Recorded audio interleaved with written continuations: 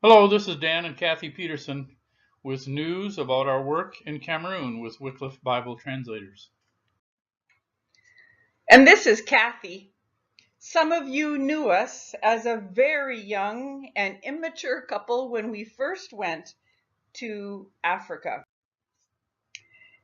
Some of you were among those who sent us to Burkina Faso in 1982 to work in Bible translation and church planting among the Nanergue people. For those of you who were part of that, it is very good to tell you that there are 5 growing churches among the Nanergue today. While in Burkina Faso, our family grew and grew, and we got older. Also spent some years among you here in Illinois and the USA. The next major chapter of our lives, we were based in Morton, Illinois at Grace Church. I think back on this as a very rich and growing time. We so enjoyed the stability of living in one place and not moving back and forth between continents. But 4 years ago, we said goodbye to that stability, goodbye to being together as a family, and began our move to Cameroon. Now, talking about Cameroon would be the normal next slide, and I will show you Cameroon in a minute. But because goodbyes are a brutal part of mission life, I have to show you another picture. 4 years after that one, we took this one, just this June. We're all together again and enjoying it. Now, some of us had seen some of us in between times, but this is the first time that we were all together in one place. Thank you for indulging my hello picture. Let's get back to talking about Cameroon. There you see it on the map. To give you an idea of the size of Cameroon, we've overlaid it on the Midwest, and you can see it reaching from the top of Wisconsin to the middle of Louisiana. Just remember, though, as you look at this, that there are no freeways in Cameroon, and travel is much, much, much slower and much, much, much, much more complicated. Thanks to Google Earth, we can spin the globe and fly you from Morton, Illinois, where we live, to Cameroon. Any actual flight would go through Europe. You can see us here arriving in Yaounde, the capital city of Cameroon. Notice that it's big and compact and full of buildings, crowded, but it's not a high-rise city like you might picture in Asia. Here's our neighborhood. And I can show you the little campus where we have our offices, and even there's our house. And here's the 5-minute walk that we take every day, sometimes several times a day. I have to pause. To understand why we are here in Cameroon, we need to look at the state of Bible translation in Africa. You probably most picture something like the image on the left. Bibles in book form are very important, but apps on smartphones are eclipsing books. They are cheaper, they're easier to carry, they don't deteriorate in dust and humidity like paper does, and they don't get eaten by termites. Very importantly, people can listen to the Bible on a phone and not just read it. Please look at the phone in the middle. This is a New Testament completed and dedicated just this spring for the Fulani people in Cameroon. They are a Muslim people group, so the translation is made available in Roman script, our ABCs, and in Arabic type script, because the Fulani first learned to read in Arabic so that they can sound out the Quran. There are over 2,000 languages in Africa. This shows us the state of the Bible there. 258 complete Bibles. This means that many languages have the Old Testament as well as the New Testament. There are over 400 more languages that have the complete New Testament. Close to 400 more languages have some selections of scripture already translated. That might be a book or two. A bar that's not represented here are the 400 projects that are just getting started. But very important for us all to notice is that there are more than 600 vibrant languages in Africa with no known scripture. Looking at the remaining needs, this map tries to show you where they are geographically. The bigger the red circle, the more needs in that country. If you remember where Cameroon is, you will see that there are many big red circles around us. The countries in green show places where government and schools work with French as the national language. Burkina Faso was one of these countries. We used French then, and now use it again here in Cameroon. The pinkish countries are countries where English and Portuguese are used by the government and schools. But as you hear this, please remember that everyone in Africa speaks 1, 2, 3, or more African languages. Many challenges face Bible translation in Africa. One of the biggest is insecurity. It's a problem in many areas. The red part of the map shows you where we are not allowed to travel, and the lighter pink shows the very high-risk areas. You'll see a small red spot in Cameroon. This was just recently added. Last month, many of our missionary personnel in this area had to leave because of growing violence. They moved to Yaounde, the capital city, and are trying to continue their work from there. So notice that red is coming at us from all directions. Our desire is there remain a place where Bible translation can continue, as well as the training of national translators. So why are we in Cameroon? When we first contacted Wycliffe Bible translators, they immediately got back to us, literally by long-distance phone call from Africa, and said they really needed us in a place called Cameroon.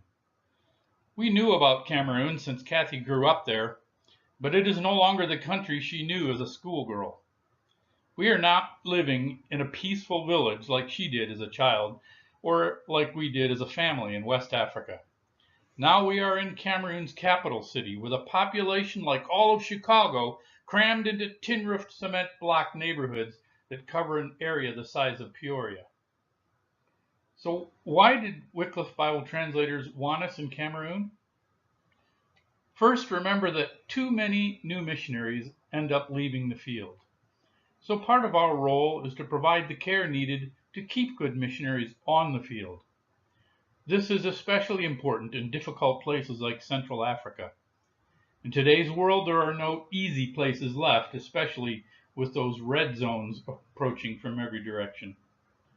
But Kathy and I have experienced the challenges of raising a family in a remote area, of learning several languages and coping with disease and tropical climate. So we hope we can mentor and encourage younger missionaries not just to survive, but if possible, even to thrive. The little counseling and pastoral care that has been available for missionaries in Africa has, until recently, been available only for the English-speaking countries, based way over in Kenya. As you saw, Cameroon is smack in the middle of where French-speaking counselors and pastoral care are needed. Because Cameroon has been a relatively peaceful country in the past, it has become a hub for missionary activities. Our facilities are used by missionaries from neighboring countries for teaching, for training African co-workers, and for evacuation in civil unrest. As a result, this Wycliffe Bible translators team has become one of the largest in the world. And there are missionaries from other mission organizations in the city too, as well as mission-run schools for K through 12th grade. And yet today, Cameroon itself is becoming less safe, torn apart by terrorism and civil war. Even our capital city may not be a place of refuge for much longer. People often ask us if we feel safe there. Honestly, we are needed in Cameroon precisely because our missionaries are not safe there. Missionaries who face daily insecurity, tropical diseases, corruption, and more, these are the workers who most need our support and care. And that is why Wycliffe Bible Translators assigned us to Cameroon. And we see in unique ways how God takes our experiences from our years in Burkina Faso, adds to it the growth that we had living here in the US, and hopefully the maturity that comes with being a little bit older, and combines them so that we can serve missionaries well. That may be in orienting new missionaries. Here you see a picture of people who arrived just this last August. In teaching about mission strategy, in facilitating with a team in Congo. Look at the backdrop. You'll notice a big question mark on their mural that says, insecurities. Is it going to get better? Is it going to get worse? This was part of every conversation. The people in this room were talking about how to squarely face the huge Bible translation needs in their area with the few people they have. There were about 30 of them. Some wanted to start new translation works. They would know of someone who's anxious to start a translation in a new language. Others wanted to be more cautious and to be sure that they could adequately support the translation projects that they did get started. Do we have enough people to support and train? This was a very current and pertinent conversation in Congo. I work with families and their children. I love this picture taken at the end of April. I am telling the hard, the happy, the hurtful, and often the very embarrassing stories of my transition from a childhood in Africa to college in Minnesota. I'm telling it to our high school seniors, and I think of them right now. They are all in the middle of this huge upheaval in their lives, moving from their childhood homes in Cameroon back to passport countries or other countries for college. It was a privilege to share with them, to prepare them, hopefully, to normalize some of this transition. And it was another time when I saw God blend together experiences from the past, excuse me, with maturity of the present to help missionaries and their children in unique ways. When we left to Africa the first time, our home church was Grace Church in Morton, Illinois, and still is. And we've been pleasantly surprised to find that we're now involved in another Grace Church in our neighborhood in Cameroon. This is our other Grace Church. We translate the Bible for African churches, so it has been rewarding for us to be active in a neighborhood church that appreciates our work. I have often been asked to serve the Lord's Supper or to preach in French when the pastor was traveling. Our Cameroonian Grace Church is only about 8 years old, but it is already planting 2 new churches, so we like to help out with one of them as well. Here is a new outreach in a difficult neighborhood on the edge of the ever-growing city. As these forest trees give way to new housing developments, we hope this small church will also grow and be full of new believers. Baptisms in these young churches are often done Jordan River style, accompanied by singing and clapping, and then a long walk up the steep hill to the church. But our pastor has recently been ordained and is now doing the baptizing himself. In fact, remember, missionaries are not in charge of what God is doing in Africa today. We are there to serve the growing church, especially in leadership training and Bible translation, and sometimes by giving a hand with a baptism. I love the women's group at my other Grace Church. Here we are on a special Wednesday at the home of Rebecca, welcoming her new baby. You might notice that we're wearing matching clothes. In Cameroon, belonging to a group is often expressed by wearing matching clothes at important events. It's really good to belong to this group. And to close, I would like to play for you a video of how we welcome our baby.